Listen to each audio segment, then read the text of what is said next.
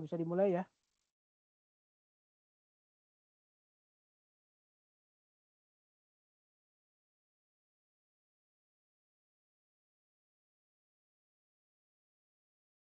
Tes 1, 2. Suara saya masuk nggak, Mas Andi? Halo? Masuk.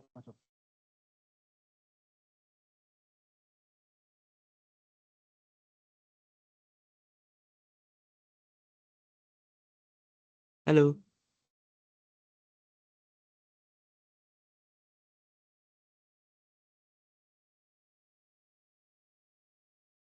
Sudah bisa dimulai ya.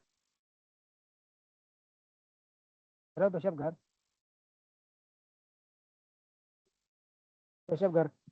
Tes. Oke, ternyata headphone-nya nggak berfungsi jadi ya. Mas mungkin langsung bisa dimulai aja. Bukan keras suara gue ya. Hmm. Oke. Selamat siang teman-teman semua. Hari ini kita kembali ketemu dengan saya, dengan Andi, sebagai host di acara Ngobras kali ini. Ngobras adalah ngobrol bareng Sobat Baca Kemenkeu, yaitu salah satu agenda rutin klub buku internal Kemenkeu. Hari ini itu Ngobras keempat ya, tahun 2026. Untuk buku kali ini yang dibahas adalah kisah para Preanger Planter, karya Her Suganda yang diterbitkan tahun berapa, Terbitnya kan? 2014, Mas, kalau 2014 terbitnya. ya, relatif masih baru. Dengan saya Andi sebagai host, terus kali ini narsum kali ini adalah Mas Gara sebagai narsum. Terus teman-teman yang ingin join anggota Kemenkeu bisa cek di kolom info, kolom chat. Nanti semua baca akan baik yang Kemenkeu maupun non Kemenkeu akan dapat akses perpus digital Kemenkeu ya. Terus nanti di akhir Ngobras ada merchandise menarik untuk satu penanya terbaik. Ya. Format acaranya hari ini itu 30 menit bedah buku dan 30 menit Q&A. Nah, langsung aja kita bedah buku. Apa sih, Gar, yang dimaksud dengan Preanger Planter itu, Gar? Yang siapa aja? Plantersnya itu siapa aja? Oke, silakan, Gar. Ya. Selamat siang Bapak Ibu, teman-teman Sobat Baca sekalian. Assalamualaikum warahmatullahi wabarakatuh. Perkenalkan lagi, saya Anggara. Diminta oleh Bapak Andi untuk mengulas sedikit tentang buku yang sudah saya baca. Bukunya ada di Bapak Andi sekarang, mungkin bisa ditunjukkan Pak bukunya. Nah, ini kelihatan ya? Ya, Karena sama dengan ini. ya, Lagi info aja ya. judulnya Ini. Kisah Para Preanger Planters. Mungkin Bapak Ibu terutama yang berasal dari daerah Bandung dan sekitarnya, terutama Provinsi Jawa Barat, itu mengenal bahwa tanah Jawa Barat selain dikenal sebagai Tatar Sunda juga dikenal sebagai Tatar Priangan. Suatu kawasan yang pada saat ini kaya akan banyak sekali perkebunan, terutama perkebunan teh, kopi, dan kina. Nah, pada zaman kolonial dulu, seluruh kawasan perkebunan itu dimiliki oleh segelintir pengusaha yang berprofesi sebagai pemilik modal perkebunan, dan secara kolektif mereka dikenal sebagai Preanger Planters. Jadi kalau boleh kita definisikan sedikit, Preanger Planters itu adalah pengusaha perkebunan di tanah Priangan pada masa sekitar 1870 sampai 1950 ketika perusahaan-perusahaan perkebunan itu dinasionalisasi oleh pemerintah Republik Indonesia. Buku yang dipegang oleh Bapak Andi itu bercerita sebagian besar mengenai beberapa tokoh yang pernah menjadi pengusaha di kompleks perkebunan tersebut. Dan meskipun mungkin tampak jauh dengan kita hari ini, tetapi karena perkebunannya sampai saat ini masih bisa kita lihat, peninggalannya masih ada, dan sebagian besar juga telah bertransformasi menjadi objek wisata, agaknya cukup menarik jika di pertemuan Jumat terakhir sebelum Bapak Ibu cuti dan berlibur untuk hari raya Nyepi dan Lebaran ini kita mengulas sedikit bagaimana perkebunan itu bisa tumbuh dan berkembang di seluruh provinsi Jawa Barat. Kita mulai dengan latar belakangnya dulu, sorry. Untuk informasi buku, sebagaimana yang tadi sudah ditunjukkan oleh Mas Andi, buku ini ditulis oleh seorang jurnalis Kompas bernama Her Suganda, tidak terlalu tebal, di bawah 200 halaman, terbitnya 2014, dan buku ini bisa Bapak Ibu baca di perpustakaan DJPK. Mungkin teman-teman yang berada di DJPK juga suatu saat setelah selesai acara ini, kalau tertarik dengan Preanger Planters, bisa meminjam buku tersebut dan kemudian membacanya. Kita mulai kisah Preanger Planters dengan suatu sinopsis bahwa Preanger Planters itu berpusat pada satu keluarga yang bernama keluarga Van der Hoog. Mereka itu secara turun-temurun kemudian melahirkan pengusaha-pengusaha kebun teh di tanah Priangan yang terdiri nantinya 3 keluarga yang mungkin sedikit banyak sudah pernah kita dengar sama-sama, yaitu Kerkhoven, Holle, dan Bosca, yang semuanya bertali temali karena ikatan darah. Semuanya berawal dari liberalisasi perkebunan di Hindia Belanda tahun 1870 yang mengubah tanah Priangan, terutama Priangan bagian selatan, Kabupaten Bandung, Kabupaten Garut, itu menjadi tambang emas hijau dan melahirkan keluarga konglomerat. Tetapi, sebagaimana yang terjadi pada masa kolonial, itu semua tidak begitu berpengaruh banyak terhadap kehidupan masyarakat pribumi, di mana perekonomian masyarakat pribumi, masyarakat asli Sunda, Bandung pada saat itu tidak berkembang, malah justru hubungannya direduksi menjadi hanya sebatas hubungan juragan dan jongos, juragan dan babu, maupun hubungan juragan dan nyai, dan juga hubungan pekerjaan yang jelas-jelas tidak setara. Di latar belakangi, kalau kita melihat sejarahnya Preanger Planters ini, dia dilatar belakangi oleh adanya ketentuan tahun 1870 yang bernama Agrarische-Wet. Agrarische-Wet ini sebenarnya bukan satu undang-undang utuh, dia hanya 5 ayat di pasal 51 Indische Staatsregeling, tetapi 5 ayat ini berpengaruh sangat monumental terhadap perubahan pengelolaan hukum tanah di Hindia Belanda pada saat itu. Ayat 4 pada peraturan tersebut mengenalkan suatu hak baru yang bernama hak erfpacht. Hak erfpacht itu berarti adalah hak sewa, di mana semua tanah-tanah itu bisa disewa oleh pengusaha dengan jangka waktu 75 tahun. Dengan adanya aturan tersebut, kemudian lahan-lahan di Hindia Belanda pun dibuka untuk pengusahaan bagi para pemilik modal, khususnya di bidang perkebunan.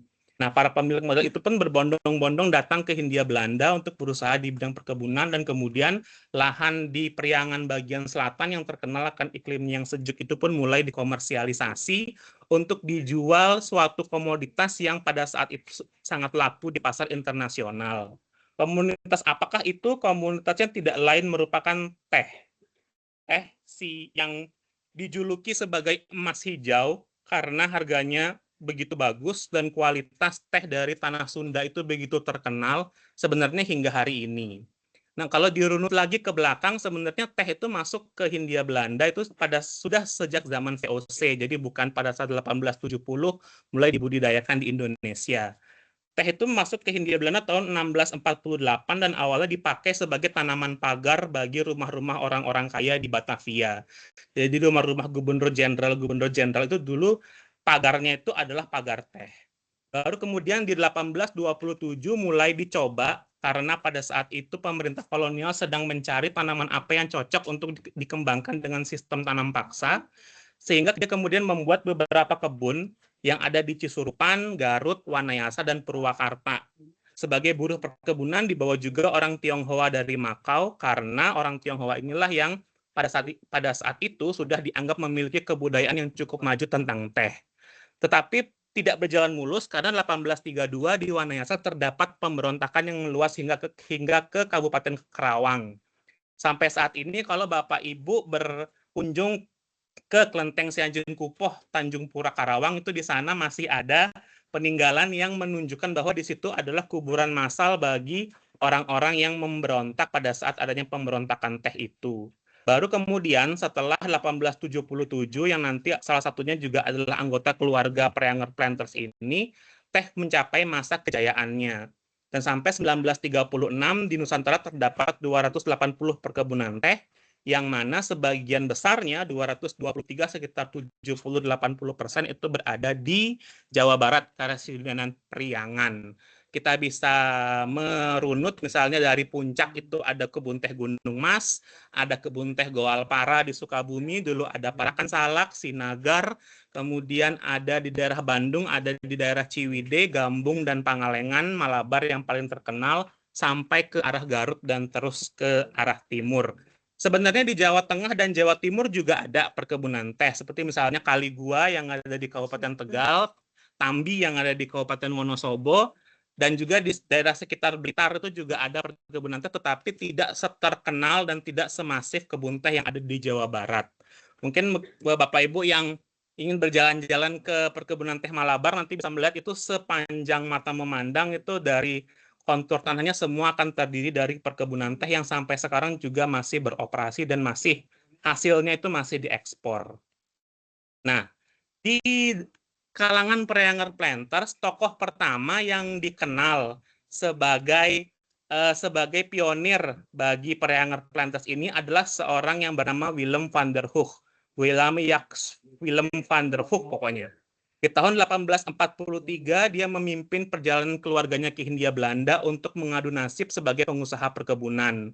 Ia menaiki kapal Sarah Johanna bersama keluarganya dan keluarga kakak perempuannya Alexandrine Holle dan Alexandrine Holle, karena dia menikah dengan Van der Hoek, berarti dia mempunyai nama keluarga Van der Hoek juga. Keluarga ini kemudian bertempat di perkebunan Bolang, Bogor, sementara keluarga Van der Hoek mengelola perkebunan Parakan Salak, Sinagar, Sukabumi. Tetapi dia tidak lama berada di Hindia Belanda, karena kemudian ia pensiun di usia 53 tahun. Menurut catatan di buku Kisah Para Preanger Planters itu, tokoh inilah yang konon merupakan tokoh pertama yang merintis perkebunan-perkebunan teh di Hindia Belanda. Tetapi apakah dia benar-benar perintis? Ternyata tidak juga. Karena di belakangnya justru tokoh ini memiliki privilege yang membuatnya bisa membuka perkebunan di Hindia Belanda. Privilege-nya adalah ternyata suami dari sepupu Willem van der Hoek ini ada bernama Everdeen van Wijnbergen, merupakan istri dari seorang asisten residen di Lebak. Mungkin Mas Andi bisa mendebak siapa asisten residen yang terkenal di Lebak itu? Apa ya? Douwes Dekker. Jadi sebenarnya keluarga ini bukan keluarga yang ujuk-ujuk datang ke Hindia Belanda untuk merintis usaha, tetapi mereka sebenarnya sudah punya channel di sini sehingga mereka bisa membuka usaha di daerah Parakan Salak, Sukabumi itu. Dan nantinya salah satu anak Willem van der Hoek ini akan menikah dengan keluarga penguasa yang sudah lama berada di daerah Bogor, yaitu dia masuk ke keluarga Van Motman, sehingga makin berakarlah keluarga ini di kawasan Bogor dan kawasan Sukabumi pada saat itu. Kemudian setelah itu, kesuksesan dari Willem van der Hoek untuk mengelola perkebunan Parakan Salak ini ternyata mengundang keluarga dari kakaknya yang paling tua, Anna Jacoba van der Hoek, untuk berusaha juga di perkebunan Hindia. Anna Jacoba van der Hoek ini kawin dengan seorang dari keluarga Kerkhoven, sehingga nama anak-anaknya juga menjadi nama Kerkhoven, dan dari perkawinan itu dia memiliki 13 anak. Cuman berbeda dengan keluarga van der Hoek yang membuka perkebunan di daerah Parakan Salak, Sukabumi, keluarga Kerkhoven ini nantinya dia membuka perkebunan di daerah Arjasari. Arjasari itu kalau sekarang menjadi Kecamatan Banjaran di Kabupaten Bandung. Jadi Dayakolot ke selatan itu Kecamatan Banjaran sebelum masuk ke daerah Gunung Puntang. Kalau jalan yang mau ke Pengalengan via Bandung nanti akan melewati Kecamatan Banjaran. Di Kecamatan Banjaran itulah keluarga Kerkhoven mulai membuka perkebunannya yang pertama. Perkebunannya bernama Perkebunan Arjasari. Tetapi salah satu saudara dari Rudolf A. Kerkhoven, yaitu Edward Julius Kerkhoven, itu nantinya diserahkan untuk mengelola perkebunan di Sinagar, karena Willem van der Hoek yang tadi ada di slide sebelumnya itu tidak punya anak laki-laki, sehingga dengan demikian warisan dari Willem van der Hoek ini akan jatuh ke keluarga dari kakak tertuanya, keluarga Anna Jacoba, dan nantinya yang akan diminta untuk mengelola adalah Edward Julius Kerkhoven. Nanti kita akan kembali ke Edward Julius karena dia memiliki cerita yang sangat menarik juga. Kemudian di perkebunan yang ketiga, anak dari Rudolf Kerkhoven ini berarti sudah membuktikan ya sobat baca ya kalau dia tuh memiliki semua perkebunan itu memiliki hubungan keluarga satu sama lain. Anak dari Rudolf Kerkhoven ini namanya juga sama, Rudolf Edward Kerkhoven, RE kalau bapaknya RA, anaknya RE Kerkhoven. Anak ini sebenarnya berharap untuk diwarisi perkebunan Arjasari. Cuman dia ternyata orang tuanya justru meminta dia menyewa kebun baru. Kebun baru yang dimaksud adalah kebun gambung. Gambung itu sekarang kira-kira terletak di antara Pangalengan dan Ciwidey via Cisondari.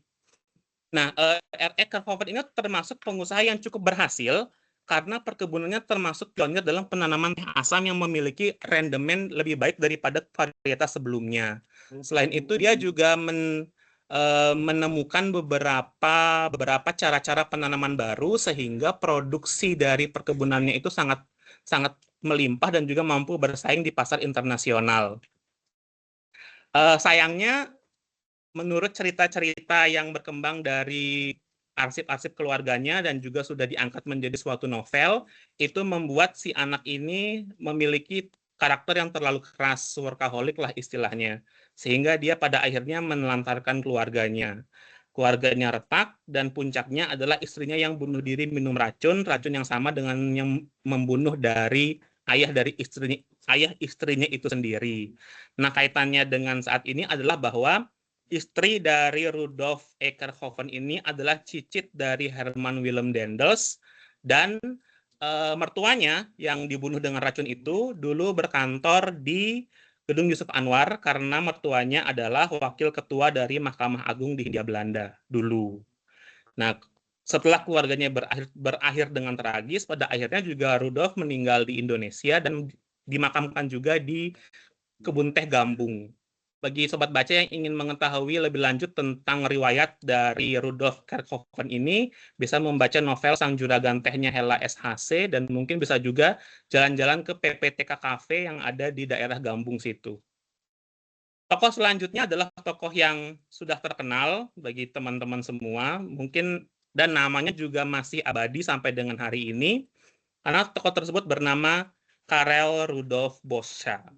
Mungkin teman-teman bisa mengingat nama Boscha dari Observatorium Boscha yang ada di Lembang, itu beliau yang mendirikan, dan juga dari perkebunan teh yang terkenal di Bandung Selatan, yaitu perkebunan teh Malabar.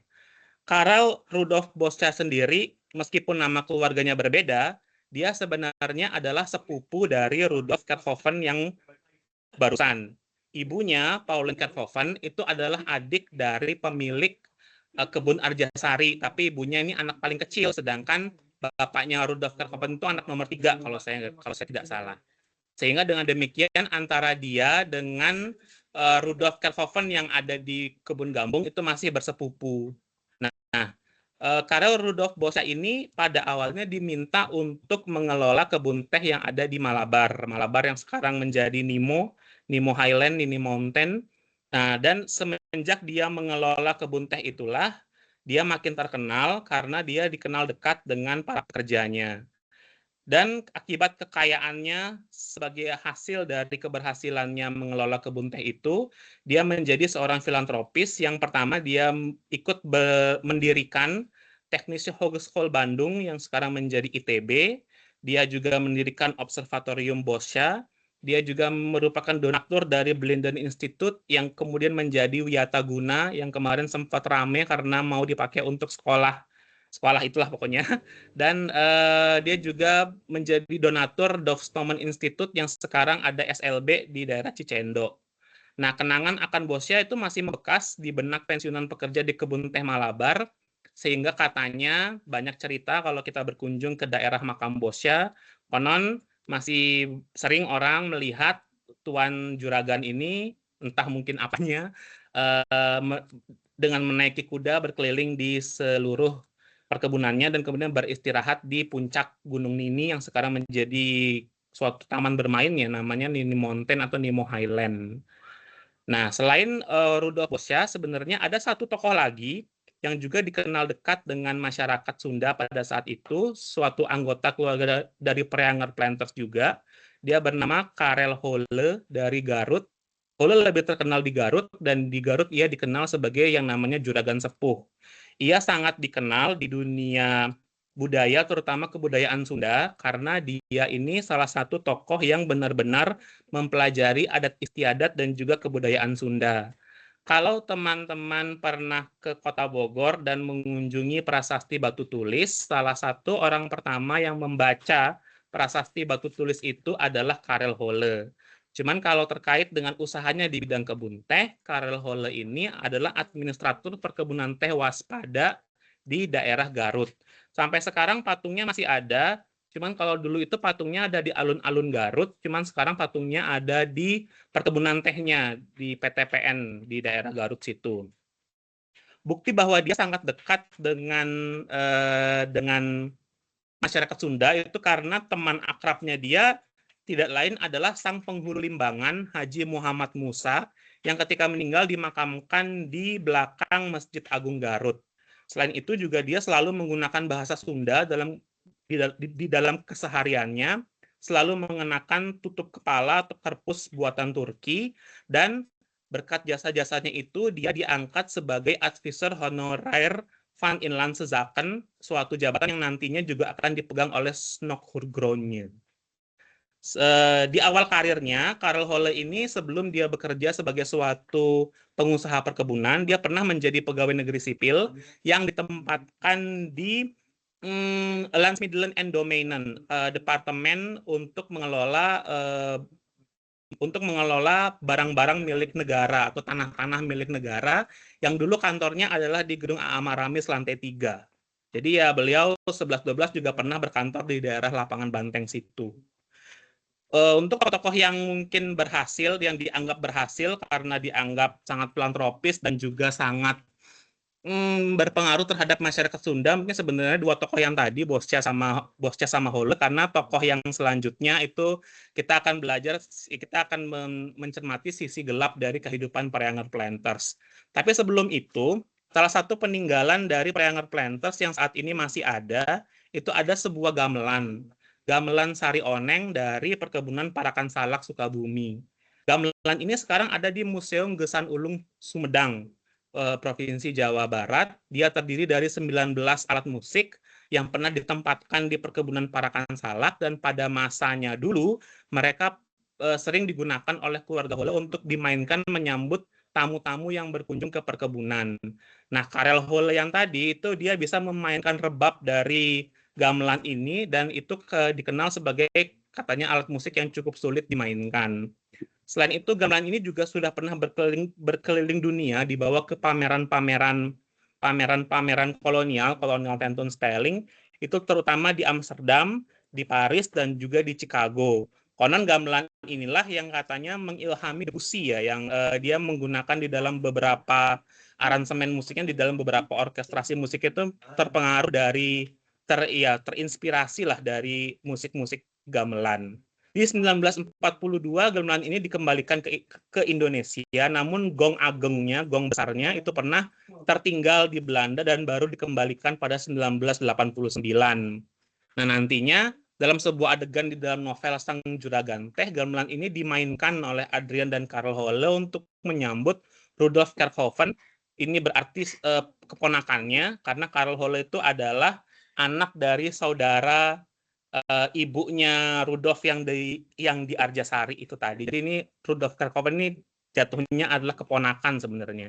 Jadi dia, kalau boleh kita simpulkan ya, dia dari daerah Sukabumi, Bandung sampai ke Garut, seluas itu, Sukabumi, Bogor, Garut sampai dengan Bandung sampai dengan Garut itu dikuasai oleh satu keluarga. Di sini pamannya, di sana ponakannya, di situ sepupunya, dan sumber daya jadinya hanya terpusat di keluarga itu saja gitu. Ada sebenarnya beberapa tokoh lagi yang dibahas di buku Kisah Para Prayanger Planters, tetapi tidak secara langsung berkaitan dengan keluarga yang itu tadi. Yang pertama, yang paling terkenal ya tentu saja adalah Yung Hun. Yung Hun ini sebenarnya dia jatuhnya sebagai seorang peneliti yang pertama kali meneliti tentang efektivitas kina dalam mengobati malaria, karena dia ini sebenarnya adalah dokter militer. Tiba di Jawa di tahun 1835, kemudian menjadi asisten kepala lembaga kesehatan masyarakat, Tetapi sebenarnya Jung Hoon tidak hanya meneliti soal kina, tetapi dia juga meneliti tentang geologi, geografi, bahkan juga klimatologi. Kalau pernah mendengar mungkin istilah iklim Jung Hoon, ya dari beliaulah semuanya berasal, dan beliau juga adalah pionir fotografi. Itu foto yang ada di sudut itu, kalau menurut tulisannya di arsip, itu adalah self portrait, berarti dia memang sengaja memotret dirinya sendiri. Mungkin bisa kita bilang itu selfie, cuman itu selfie-nya di tahun 1860. Jung Hoon ini pada akhirnya tinggal di Lembang, dan dia sangat mencintai alam Lembang dan juga Gunung Tangkuban Perahu. Sampai-sampai ketika dia akan meninggal, dia meminta kepada sahabat karibnya, Isaac Hahnemann, untuk membuka jendela agar dia bisa menghembuskan napas terakhir dengan melihat Gunung Tangkuban Perahu. Dia pun akhirnya dimakamkan di Lembang, di Jalan Jayagiri, dan sampai sekarang makamnya masih ada. Jadi kalau Bapak Ibu yang main ke Lembang bisa berkunjung ke makamnya Jung Hoon, dan di sana juga sudah menjadi semacam cagar alam, dan di sana juga ada tanaman-tanaman kina yang pernah ditanam oleh Jung Hoon pada masanya. Selanjutnya, selain Jung Hoon, salah satu yang juga diulas dalam buku itu adalah tentang Kabupaten Subang. Berbeda dengan kawasan Garut, Bandung, dan Sukabumi yang merupakan tanah sewa, Kabupaten Subang ini dulu dia merupakan tanah partikelir. Apa itu tanah partikelir? Tanah partikelir itu adalah tanah yang bercorak eigendom. Jadi kalau tanah-tanah yang lain itu adalah tanah sewa, tanah eigendom ini adalah tanah hak milik. Cuman dia coraknya khusus. Apa yang dimaksud dengan corak yang khusus? Tanah partikelir ini membawa konsekuensi yang bernama Landherrechten atau hak-hak pertuanan, di mana selain dia memiliki tanah, pemilik tanah di situ juga memiliki kekuasaan terhadap penduduk yang berada di sana. Dan dia bisa memiliki kekuasaan juga untuk mengerahkan penduduk yang tinggal di situ untuk melakukan pekerjaan-pekerjaan bagi si tuan tanah ini. Makanya dia dinamakan sebagai hak-hak pertuanan, dan dia bisa memaksakan pekerjaan atau membuat suatu kerja paksa bagi penduduk-penduduk yang ada di sana. Yang paling terkenal dari Kabupaten Subang ini tentu saja adalah pemanukan Enciasem Landen atau PNT Lands. Sampai saat ini beberapa peninggalan sejarahnya masih ada di sana. Penguasaannya sebagai tanah partikelir kalau untuk PNT Lands ini berasal dari orang Inggris, sempat ke orang Belanda selama kurang lebih 70 tahun, sebelum pada 1911 kembali menjadi milik Inggris. Komoditas utamanya adalah tentu saja karet dan teh, karena Kabupaten Subang itu sebagian besar terletak di dataran rendah, sehingga teh kurang begitu cocok untuk tumbuh di sana, dan kebanyakan yang tumbuh adalah pohon karet. Yang menarik adalah adanya hak-hak pertuanan ini membuat kehidupan masyarakat di situ sangat menderita, karena mereka memiliki dua macam pemerintah yang harus mereka taati. Yang pertama, pemerintah dalam konteks kenegaraan, dan juga pemerintah dalam konteks si tuan tanah yang memiliki tanah di situ, yang suatu saat bisa menyuruh mereka melakukan apapun untuk kepentingan si tuan tanah. Tuh. Mungkin sebelum kita ke yang terakhir, akses dari segi ekonomi untuk suatu kawasan Preanger Planters itu terutama pada segi ekonomi, ya, karena benar-benar dia itu merupakan pemusatan sumber daya yang membuat masyarakat asli yang ada di sana itu sangat terpinggirkan dari segi ekonomi. Tetapi sebenarnya aksesnya tidak cuma itu, karena justru akses yang paling membekas hingga sekarang itu adalah akses yang dialami oleh kaum perempuan yang hidup di kawasan Preanger Planters, yaitu ketika mereka dijadikan alas tidur sang juragan, atau kita biasa menyebutnya dengan istilah nyai. Siapa sih para nyai itu sebenarnya? Fenomena nyai sebenarnya sudah berlangsung sejak zaman VOC. Pada zaman VOC adanya kelangkaan wanita Eropa, membuat para pria perantau dari Eropa nih, kaum para serdadu, prajurit VOC itu, quote unquote melampiaskan nafsunya kepada para pekerja rumah tangga yang tinggal serumah. Mereka inilah yang disebut sebagai para nyai. Dan adanya budaya di mana kaum bangsawan pribumi memiliki banyak selir, memiliki banyak istri, justru memperburuk masalah, karena itu juga membuat juragan-juragan Eropa ini memiliki nyainya juga lebih dari satu. Apalagi pada saat itu ekosistem hukum di Hindia Belanda sangat tidak berpihak kepada kaum perempuan karena hal tersebut membuat permasalahan nyai ini semakin kompleks. Yang pertama, seorang nyai ini dikenal sebagai, kalau di beberapa literatur kita menyebutnya itu pekerja rumah tangga yang tidak bersuara. Dia itu tidak pernah menolak ketika juragannya ingin melakukan sesuatu sama dia. Dan seorang nyai juga tidak boleh sakit hati karena jalinan hubungannya itu jelas bukan atas dasar cinta, sehingga ia harus siap menerima kenyataan jika suatu waktu dia disingkirkan oleh tuannya.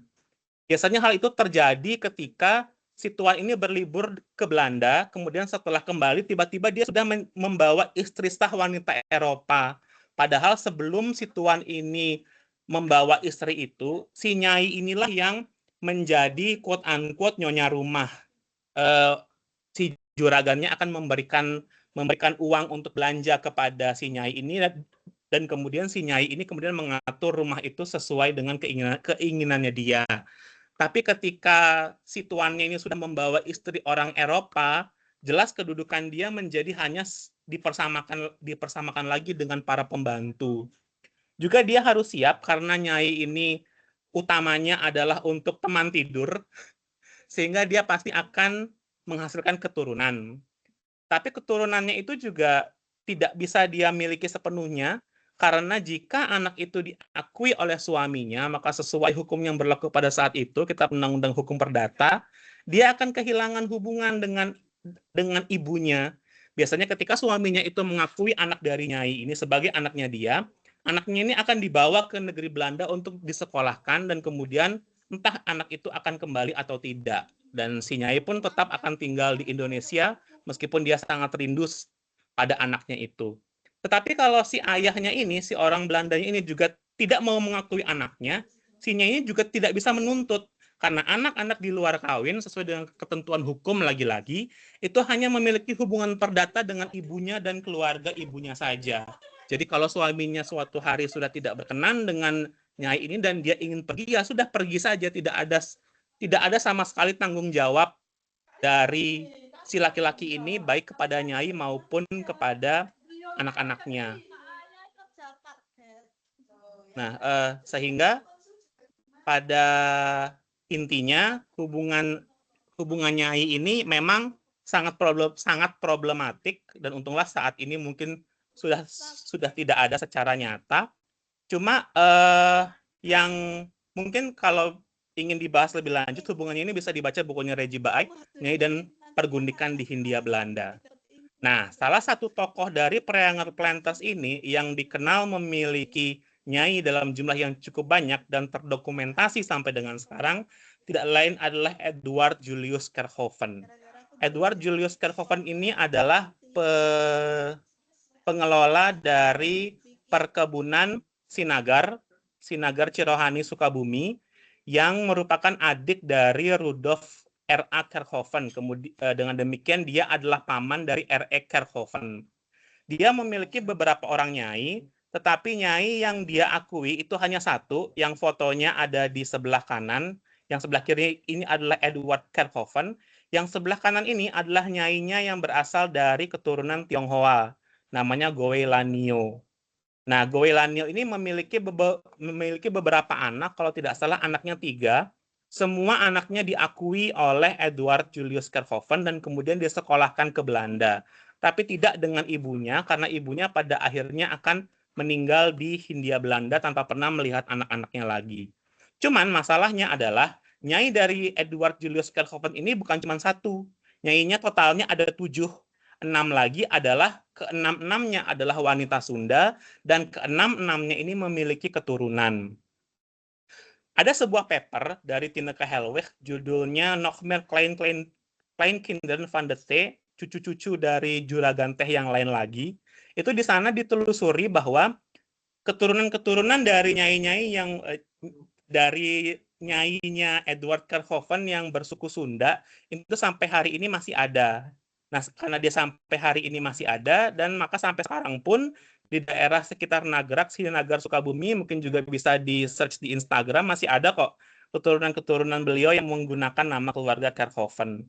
Cuman tentu saja beliau tuh tidak tidak pernah mengakui anak-anaknya dari nyai-nyai yang bersuku Sunda ini, karena dia hanya mengakui secara hukum, dia hanya mengakui anak-anaknya yang berasal dari nyai yang berasal dari keturunan Tionghoa ini. Nah, pada akhirnya, ini slide yang terakhir, kisah tentang Perianger Planters itu bisa kita bilang yang pertama pemusatan sumber daya. Bagaimanapun romantis kisah dan peninggalannya, tetap sepak terjang mereka tidak pernah membawa kesejahteraan jika dilihat dari sudut pandang kita sebagai penduduk asli. Sumber daya ekonomi, tanah, tenaga kerja, modal itu terpusat pada satu keluarga bahkan yang saling berhubungan yang mendapat privilege karena dekat dengan kekuasaan. Kita sudah melihat bahwa hubungan keluarga ini tuh dulu berasal dari dekat dengan para pejabat juga sehingga mereka mendapatkan prioritas dalam pengelolaan tanah-tanah di Hindia Belanda. Dan tata periangan pun direduksi menjadi sumber daya penghasil komoditas monokultur yaitu teh dengan segala relasi kuasa yang sangat tidak seimbang antara juragan, jongos, serta nyai. Sementara itu keuntungan, pundi-pundi keuntungan hasil-hasil bumi dari tanah Sunda yang begitu kaya itu justru terbang mengalir ke tanah Eropa, meninggalkan kesengsaraan bagi penduduk asli, juga anak-anak tidak berdosa yang kebingungan karena krisis identitas. Dan sebenarnya yang mungkin masih bisa kita nikmati sekarang hanyalah objek-objek yang menjadi pariwisata dari peninggalan-peninggalan Perianger Planters ini, sambil mungkin kita berusaha untuk tidak lagi mengulangi adanya praktek-praktek monopoli maupun pemusatan sumber daya yang tidak berpihak kepada masyarakat kebanyakan. Mungkin dari saya cukup di situ. Terima kasih. Saya kembalikan lagi kepada Mas Andi. Ya, dari Mas terkait seru ya, khususnya dengan nyai-nyai tadi itu. Nah, sebenarnya ada beberapa pertanyaan sih, sambil nunggu teman-teman yang mau nanya. Tadi kan disebut salah satu keturunannya tuh Doosjeker ya. Itu yang mana? Doosjeker yang mana? Kan kita di sejarah kita kan ada dua Doosjeker tuh. Doosjeker yang jadi asisten residen di Lebak, Mas, Multatuli. Oh, yang menulis Multatuli.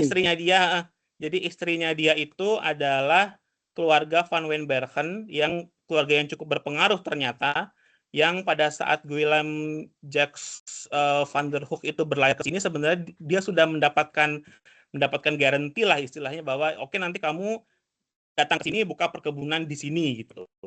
Dan salah satu adegan kalau kita ingat Multatuli, salah satu adegannya ketika sang asisten residen Lebak ketika Max Havelaar itu terlalu vokal terhadap pemerintah di Batavia, pernah Tine itu dia dikenal sebagai Tine kalau di Max Havelaar menyarankan kepada suaminya, ayo kita kembali saja ke Belanda, keluargaku sudah menyediakan pekerjaan yang layak di sana, tetapi Max Havelaar tetap tidak mau dan dia memilih untuk berjuang di Kabupaten Lebak, yang akhirnya berujung pada pencopotannya sebagai asisten residen.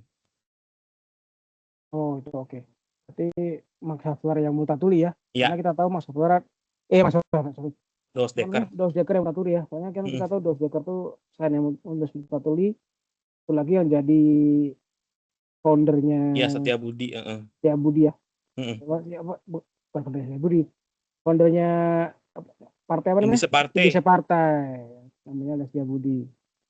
Terus berikutnya ada satu tokoh yang tadi kan kita bahas apa namanya?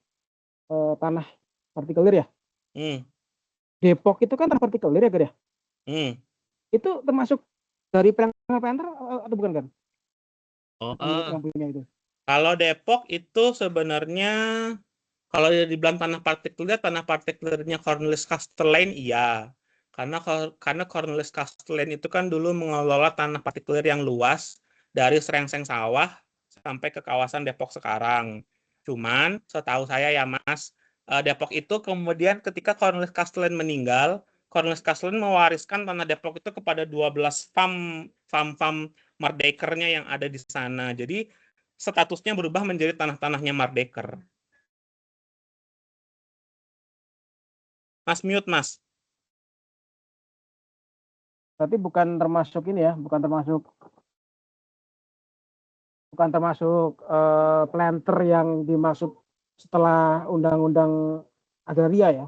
Bukan. Yang Kalau preantar sebagaimana dibahas di bukunya Her Suganda itu adalah preantar planters yang datang ke sini setelah 1870, setelah agraris wet. Berarti nggak termasuk planter yang eranya gula ya. Ini planter yang apa teh itu. Yang gula-gula, maksudnya dalam arti ini gula yang VOC kan? Nah, gula VOC. Iya, Bukan itu ya. bukan. Bukan itu. Tapi setelah 1870 ini nanti gula berkembang lagi, cuman tidak di Jawa Barat, di Jawa Tengah dan Jawa Di Jawa Timur. Tengah itu pergeseran karena dulu kan gula itu kan di Batavia ya. Iya, kalau Batavia, awal VOC tapi ya. VOC yang salah satu faktor yang membuat VOC jatuh kan harga gula dunia jatuh.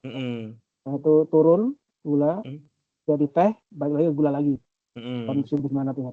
Oke, terus satu lagi Gar, tadi yang menarik terkait dengan nyai. Nyai itu kan apa namanya? Sebenarnya kan istri orang lokal lah ya, istrinya orang Belanda yang lokal ya. Di Bandung itu ada satu istri orang Belanda yang termasuk terkenal juga. Mungkin dia planter apa bukan ya? Yang sekarang bersengketa, namanya Nyi Mas Enceh. Nah, orang Bandung masih tahu nih. Nah, itu dia termasuk planter bukan sih, Gar? Suaminya itu. Kalau dibilang masuk planter sebenarnya iya, beliau jadi Nyi Mas Enceh itu kalau kita bilang nyai bukan ya, karena Nyi Mas Enceh itu adalah oke lah awalnya dia memang nyai, tetapi kemudian dia dijadikan istri sah. Suaminya namanya John Henry van Bloemstein. Dia itu mengelola tanah di daerah Lembang situ, pengusaha perkebunan dan juga peternakan. Tetapi yang menariknya adalah John Henry van Bloemstein itu sama sekali bukan pengusaha dalam artian dia yang menanam dan melakukan penanaman dan mengelola secara langsung, Mas. Dia lebih memilih sebagai holding yang nanti mengelola itu adalah anak-anak perusahaannya. Itu menurut ini ya, menurut informasi yang saya ketahui ya di daerah Lembang situ. Cuman memang kalau untuk Nyi Mas Enceh sendiri awalnya dia memang seorang nyai, tetapi kemudian menjadi istri sah. Oh, itu istri sah ya berarti ya? Sah dia. Cuman memang sekarang karena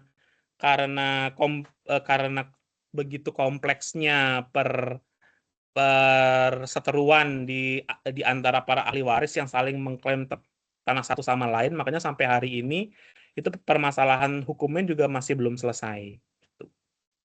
Oh, berarti masih belum aja. Sebenarnya wilayahnya planter ini dari mana sih, mana Tigar? Kayak kan si siapa tuh kalau satu yang belum itu kan Lembang ya.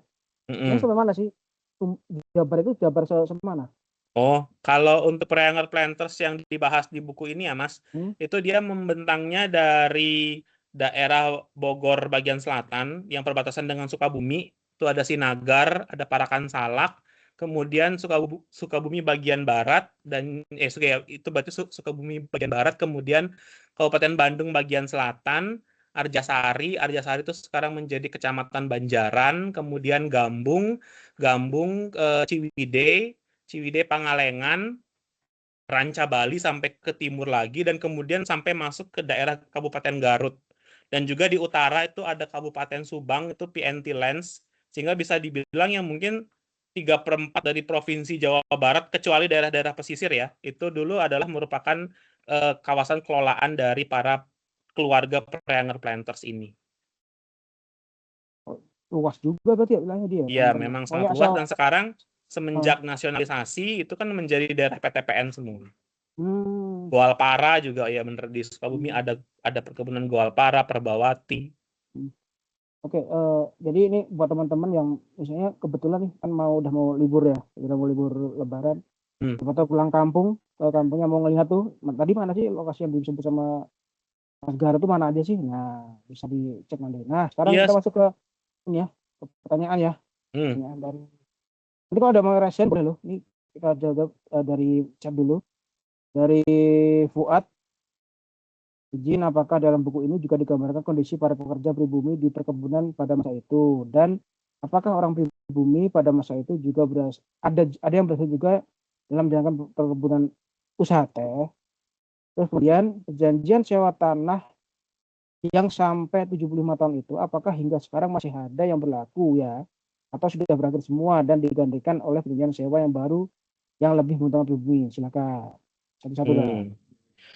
Apakah dalam buku ini juga digambarkan kondisi para pekerja pribumi di perkebunan pada masa itu? Itu kalau di buku ini sebenarnya tidak begitu digambarkan ya Mas ya, karena buku ini kayak dia semacam lebih fokus kepada orang-orang para anggota keluarga yang menjadi pemilik dari perkebunan itu. Terkait dengan apakah orang pribumi itu juga berhasil atau tidak, pada zaman dulu, kalau pada zaman konteks yang dibahas dalam buku ini pada masa itu tuh tentu saja tidak ada, karena orang pribumi pada masa itu tuh paling banter hanya menjadi mandor. Mandor dari pekerja-pekerja yang ada di perkebunan itu, tetapi pada akhirnya dia tidak pernah menjadi pemilik tanah, dan dia hanya bekerja pada orang Belanda yang memiliki perkebunan teh itu. Itu makanya saya bilang, kayak kita menjadi tamu di rumah sendiri, padahal sebenarnya itu adalah secara adat, itu adalah kawasan dari masyarakat pribumi itu. Nah, terus terkait dengan pertanyaan yang kedua, apakah yang sampai 75 tahun itu apakah masih sekarang itu berlaku? Sebenarnya by nama nominal sudah tidak, karena sejak 24 September 1960, ini Mas Andi lebih paham daripada saya, dikeluarkanlah suatu undang-undang yang bernama Undang-Undang Pokok Agraria, Undang-Undang 5 tahun 1960 yang menghapus semua hak-hak barat, hak-hak bekas barat dari Hindia Belanda dengan adanya ketentuan-ketentuan konversi. Tetapi saat ini menurut Undang-Undang 5 tahun 60 itu juga masih ada tanah-tanah itu bisa disewa dalam luas dengan nama HGU atau hak guna usaha. Cuman hak guna usaha itu adalah hak-hak tanah nasional yang dikeluarkan oleh pemerintah Republik Indonesia. Jadi untuk konteks pertanyaan ini, apakah sekarang masih ada hak FPAH? Sudah tidak ada. Karena itu adalah hak-hak barat yang tidak sesuai dengan karakteristik hukum bangsa Indonesia. Terus perjanjian sewa yang menguntungkan pribumi sebenarnya pada saat ini tuh juga ada nih yang namanya perkebunan teh rakyat. Jadi dia yang mengelola adalah rakyat sendiri, cuman tetap nanti hasil-hasilnya akan dibawa ke pabrik-pabrik teh yang ada untuk kemudian diolah. Itu sih yang kalau dalam konteks sekarang Mas ininya pengelolaan perkebunannya. Berarti dari segi ke apa tuh sewa tanah itu udah nggak ada ya sebenarnya. Udah nggak ada. Tapi yang unik itu di Sumatera, khususnya wilayah Delhi gitu. Yang saya pernah baca itu dia modelnya sewa juga, tapi bukan nggak, saya kurang paham apakah itu akan dikasih hak EPAH atau apa. Dia sewa dengan tuan tanah lokal. Oh iya. Itu saya pernah dengar sih. Itu sewanya sampai 100 tahun. Nah, kalau kita runut, itu baru selesai tahun 90-an.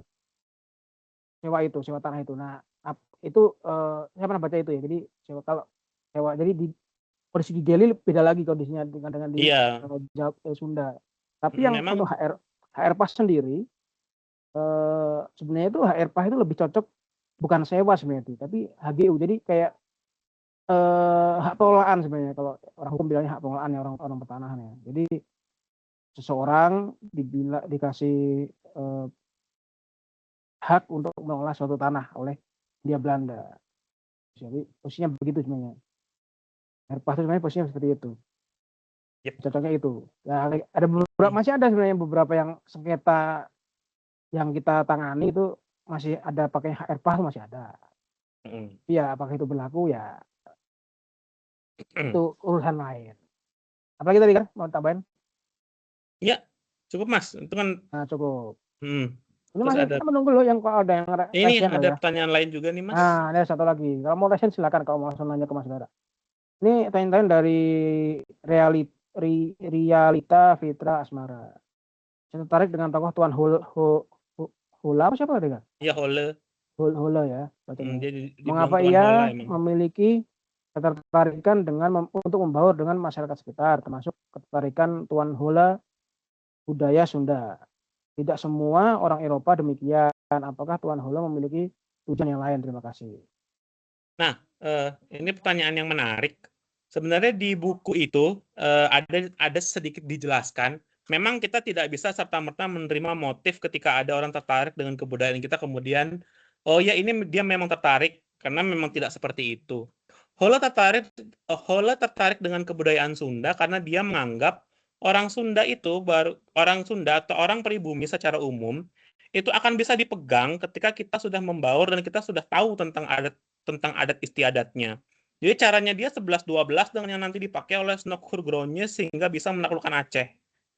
Nah, dengan itulah sebenarnya yang menjadi motif, dari Tuan Hole bagaimana dia bisa begitu tertarik dengan kebudayaan Sunda karena dia ingin agar orang-orang yang bekerja di perkebunannya itu quote unquote nurut sama dia gitu loh. Karena pendekatan-pendekatan yang dibuat oleh keluarga-keluarganya yang lain seperti terutama dari keluarga Karkovan yang mengambil jarak dengan orang-orang Sunda itu tidak membawa pengaruh yang bagus untuk kelangsungan perkebunan itu. Nah, ketika Hole itu mengambil sikap dengan dia mempelajari adat istiadat Sunda, dia dekat dengan penghulu limbangan pada saat itu, dia menjadi lebih mudah untuk masuk dan juga memahami budaya Sunda sehingga dia bisa tahu, oh, masyarakat ini bisa saya pegang kalau saya begini. Dia bisa lebih menurut sama saya ketika saya mengikuti dia dalam mengadakan acara-acara keagamaan atau acara-acara adat seperti itu. Saking membekasnya, saking dekatnya Hole dengan masyarakat Garut pada saat itu, bahkan ada beberapa cerita yang beredar bahwa konon Hole ini sudah masuk Islam. Sama juga dengan Snokkhurgronje di Aceh. Cuman pada akhirnya itu bisa kita buktikan sama-sama bahwa Hole tidak masuk Islam karena Hole meninggal dan dimakamkan secara Kristen dan makamnya masih ada di Tanah Abang. Makamnya dia ada di Taman Prasasti. Dia tidak menikah dan dia dimakamkan dalam satu liang bersama dengan ibunya. Itu. Jadi memang ada tujuan yang lain. Oh iya, pasti ada tujuan yang lain, apalagi kita sudah belajar bagaimana kolonialisme di Nusantara. Mereka tidak mungkin dengan serta-merta hanya memiliki tujuan baik untuk berada di negeri ini tanpa mendapat suatu keuntungan. Ya, nah, jadi memang apa, kalau di teori penguasaan itu teori hegemoni itu ya. Jadi yang penguasaan paling gampang itu adalah masuk ke budayanya atau dipengaruhi budayanya untuk mengikuti budaya yang kita mau.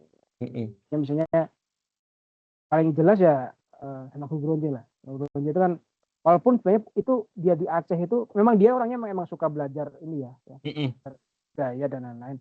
Tapi kan dia di Aceh itu sebenarnya memang itu pekerjaan dia yang diberikan oleh pemerintah Hindia Belanda untuk sebenarnya bukan buat menang perang sebenarnya. Tujuan dia itu adalah untuk meneliti aja, gimana sih budaya di Aceh dan lain-lainnya. Dan bahkan ada satu macam ini, kecintaan dia terkait dengan budaya sendiri. Bahkan ada satu info, saya masih ingat suratnya sih. Snokkhurgronje itu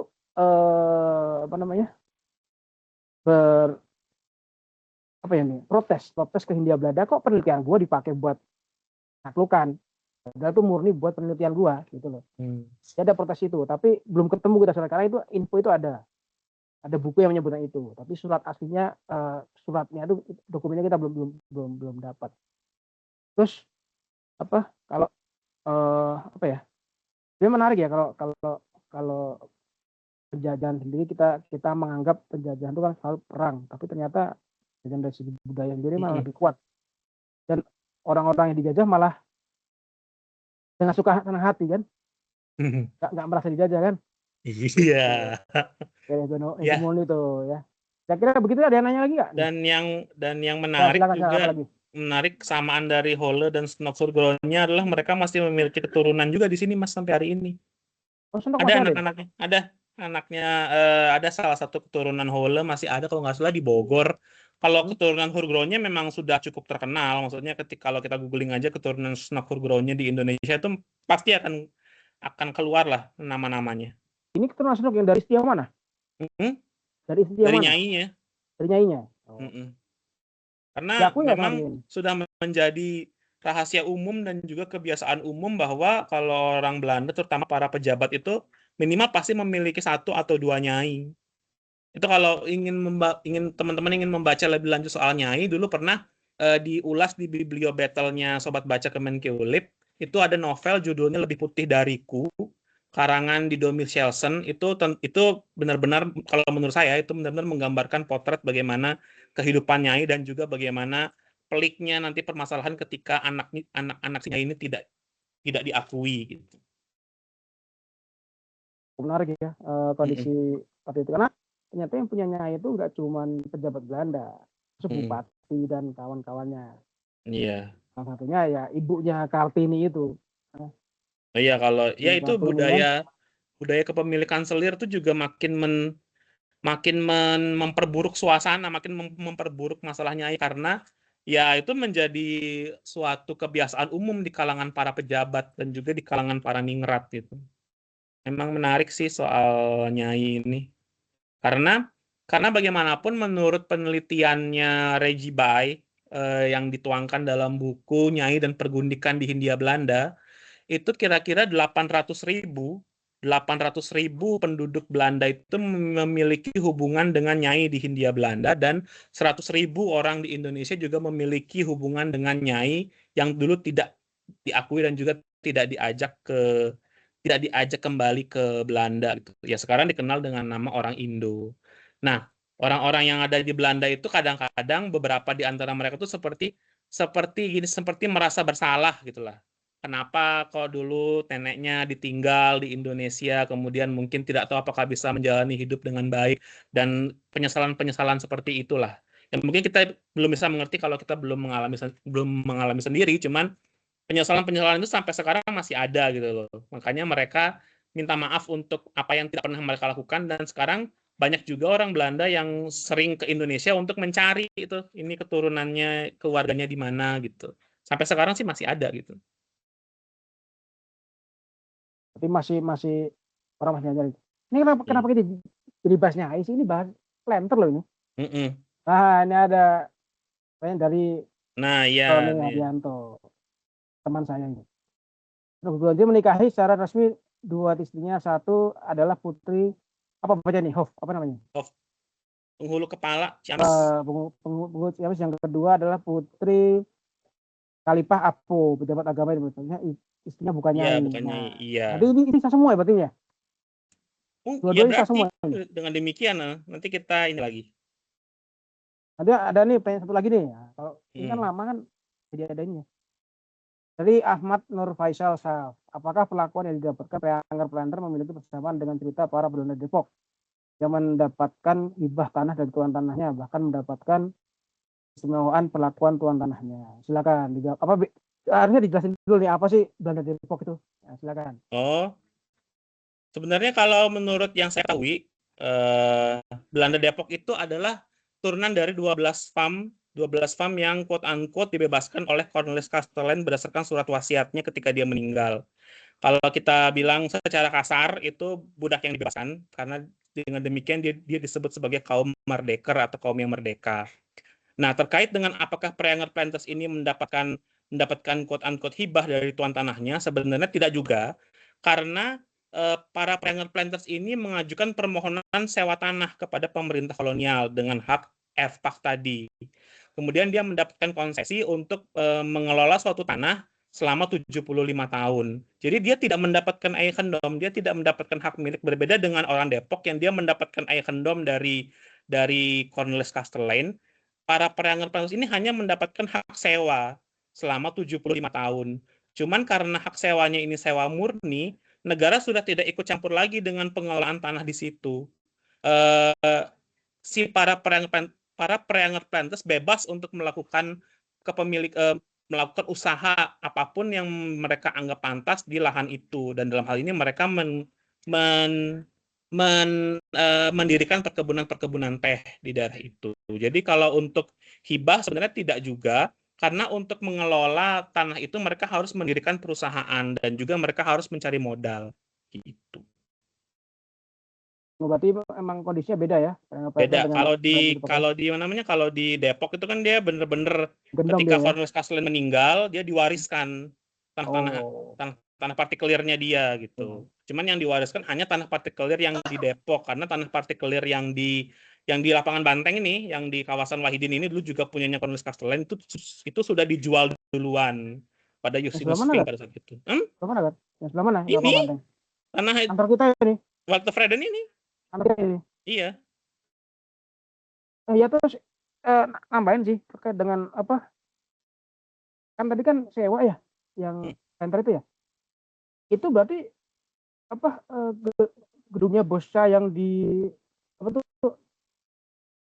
yang buat apa namanya yang apa observatorium tuh di atas tanah sewa gimana dia? Enggak, kalau Itu tanah yang di observatorium itu dulu ceritanya dia beli dari tanahnya Ursona Susu. Dia bosnya membeli tanahnya itu, kemudian didirikanlah observatorium di puncak Gunung Lembang. Itu dulu namanya Gunung Lembang, gunungnya tempatnya bosnya itu. Kemudian dia mendirikanlah di sana, tetapi itu statusnya sudah merupakan ekonominya bosnya, tanah miliknya dia. Yang ketika Indonesia merdeka dan kemudian seluruh benda-benda itu dinasionalisasi, kemudian jatuhlah ke tangan pemerintah RI.